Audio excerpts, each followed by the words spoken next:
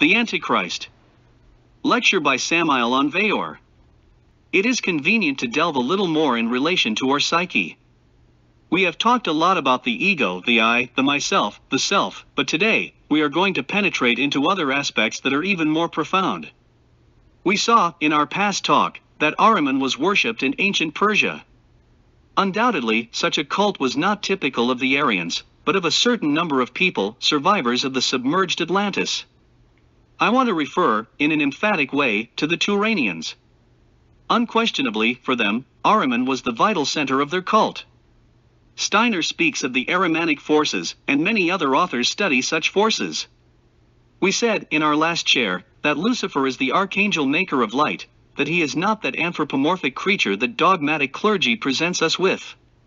Certainly, each of us has his own Lucifer. He in himself is the reflection of the logos or of our inner logoi in the depths of our psyche, the shadow, let us say, of our logoi in the depths of our own psyche.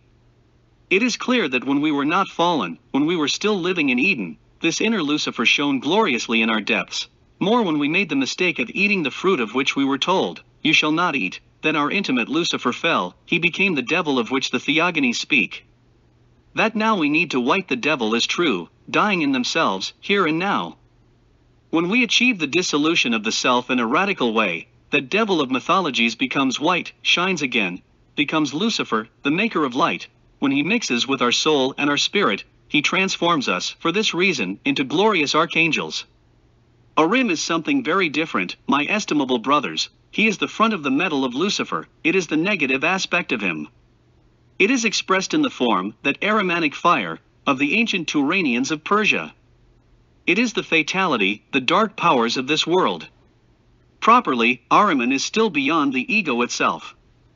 We said, in our last meeting, that it was the ego, but today, advancing didactically, we would say that it is the base of the ego, the foundation, which is beyond the myself. It is the iniquous, of which Paul of Tarsus spoke to us in the sacred scriptures, the man of sin, the antithesis, let us say, or the obverse of the metal in relation, precisely, to the Son of Man, the Antichrist. In the Apocalypse of St. John, the beast of 7 heads and 10 horns is spoken of.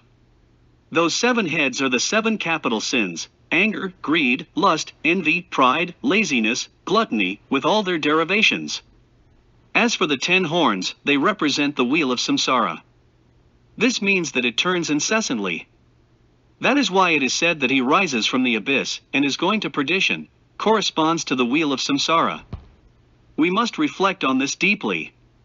There is talk of another beast that has 2 horns, and it is said that the first received a wound on one of its 7 heads, sword wound, but that it healed, and that the crowds, all of them, marveled of the power of the beast, who was wounded and lived. One must know how to understand that one can end the elements that constitute the ego, and yet they rise again in the beast, in the Antichrist, in the monster with the 7 heads. When the demons of anger have been absolutely annihilated, it is as if one of the beast's heads had been wounded, but then such a defect in said head was fortified and the beast lives. It is as if it ends greed in all the 49 regions of the subconscious.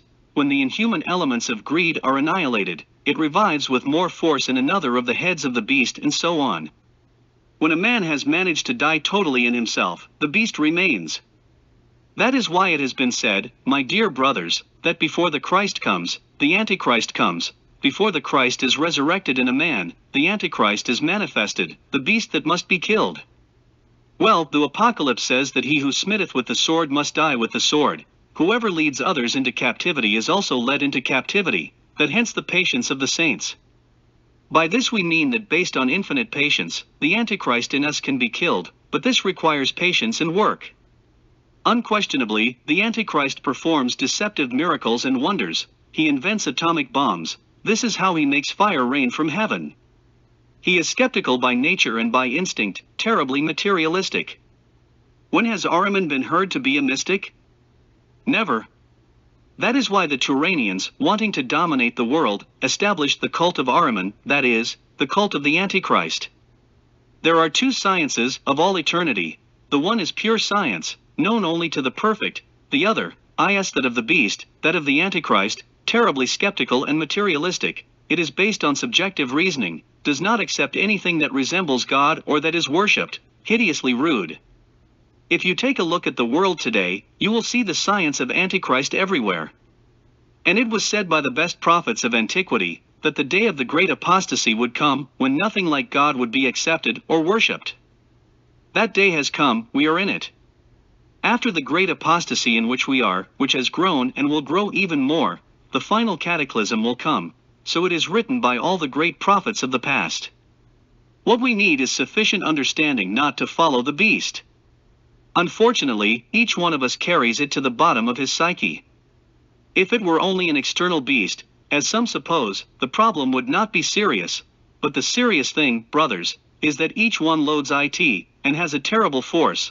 Observe yourself, and you will discover it.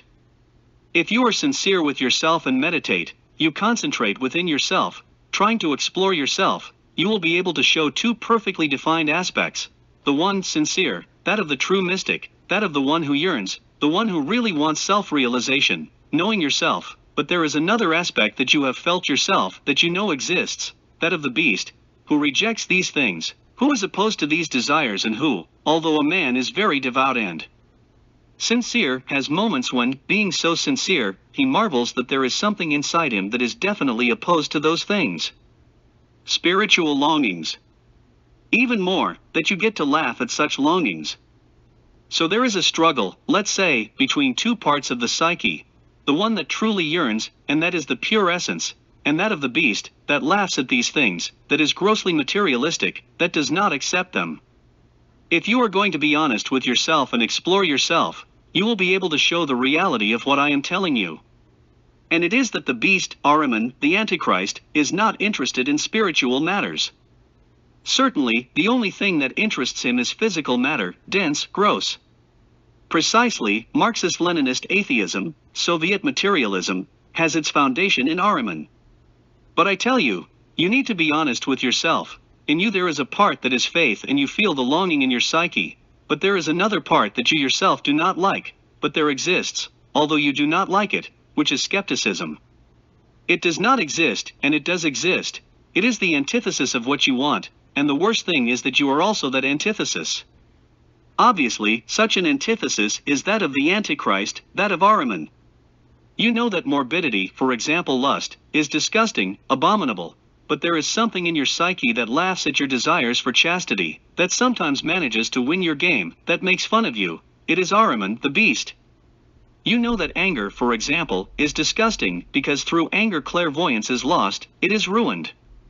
You intend not to have anger, but at any moment you are thundering and flashing. Obviously, they do not doubt that it is about the eyes, and they even manage to control them, but something arises deep down, behind these eyes, that mocks their good intentions. A man could put an end to anger, and yet at any moment he could feel it, even having finished it, because any head of the beast, wounded by the edge of the sword, heals again. Behold the power of the beast. That is why everyone bows down to the beast and worships it. It is the Antichrist. Those who suppose that the Antichrist was already born in Asia, over there, and that he is heading to the west, and that he will appear in such a year, doing wonders and wonders, are completely wrong. The Antichrist wears it everyone within him. He is the beast, he is Ahriman, he is, let us say, the obverse of the metal of the causal man. It is made up of all those ancestral, criminal causes that we have created since ancient times, from life to life. It is the negative aspect of the causal man. Thus, if we are sincere, if we are honest with ourselves, if we have the courage to self-explore judiciously, we come to discover that really the wicked one, of which Paul of Tarsus speaks to us in the Holy Scriptures, we are each one of us. Everything that smells of God, that is adored, is a mockery for the iniquitous. Observe yourselves, they have their moments of mysticism, of prayer, of devotion, they are delicious moments, but anyway, at the least expected hour, the iniquitous arises, who laughs at all these things. When you see him, it is late, he has already laughed. And it is that each one carries it inside him, and is very strong, very powerful. He performs deceptive miracles and wonders, he has invented all this false science. And all the wise men of chemistry, physics, mechanics, biology laboratories, who can't see beyond their noses, say that does not exist, it is not proven. Bah, they are legends of the ignorant people of other times, of before, with a disconcerting arrogance and cynicism. That is the science of the wicked one, of the Antichrist.